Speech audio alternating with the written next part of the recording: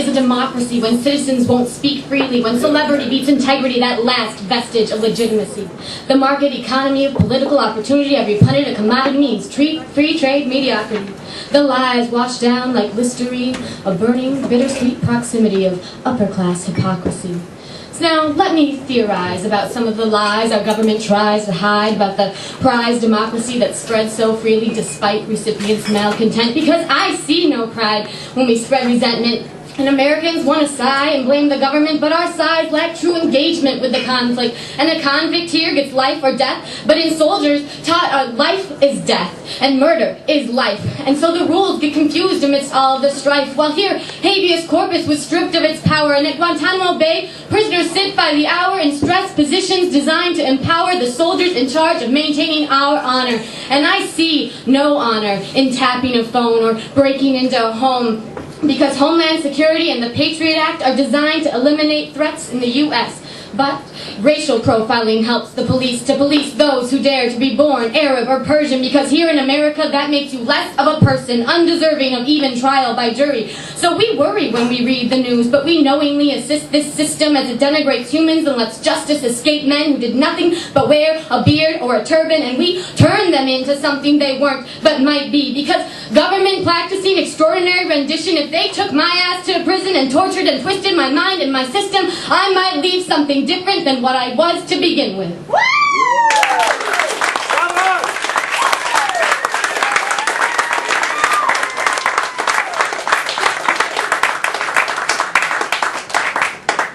Why don't you believe, they say to me, in love? But that glove won't fit. The polyester fabric traps the breath. I try to gasp, but the clasp of the hands on my mouth and my back hold back my breath.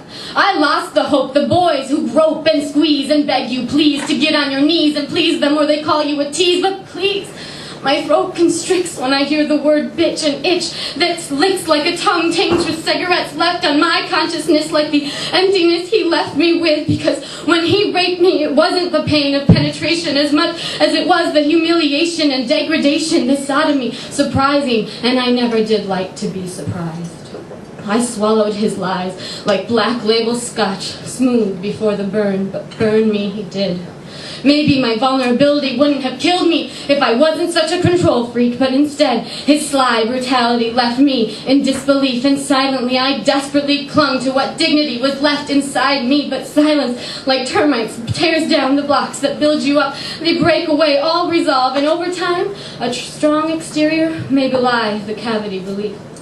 There are so many secrets to keep from ourselves, like how I thought I loved him, and now and again I question who I am if that were true. With him, I thought I'd finally found a way to say But no, he took that chance away. He made me wish I could go back a day, a week, a month, a year. Didn't he hear when I said no, and no, and no? Or don't you know the meaning of the word no? It means no, please don't no, or stop, let me go, not yes. Let's go ahead with that. Instead, I bit my tongue till it bled red while he said yes and just relax. But how could I relax when he held me down? Instead, I drowned in the tears I filled the pillow with as he filled me with desire despite the fire of my anger. And in that moment, I remember deciding never again to be entranced by a well-dressed man who looks the best but whose looks deceive. He deceived me, and so did he, and so did he. So now when they ask me, why don't you believe? I say, it's hard for me.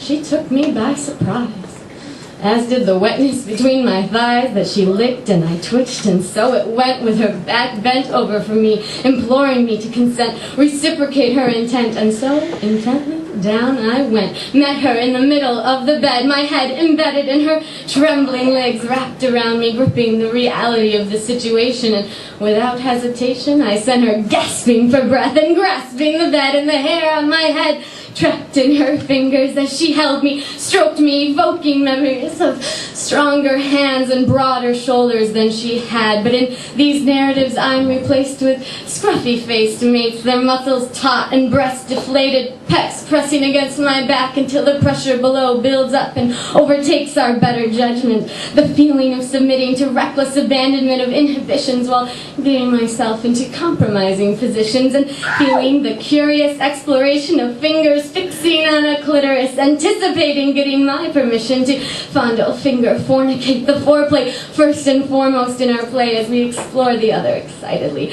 finding pleasure in discovery of the bodies carved so perfectly to fit one inside the other. Nothing puzzling about putting these pieces together, and together we quake, the bed ricocheting with our aftershocks, and as it rocks, our bodies locked in ecstasy, he enters deeply, and my knees are weak to prop me up on top, so he takes the lead, and the weight of him presses into me, and into the bed, and as our moment nears its end, I tip back my head and cling to air, hold back my breath, and give him everything I have until we're spent and soaked in sweat, sweet saltiness upon our lips, and in those moments after bliss I turn to kiss him, settling in, my head resting below his breasts, and I think of her breasts as she slept next to me, the rise and fall of her steady breathing, and as the two visions collide, I find myself unable to quantify the difference.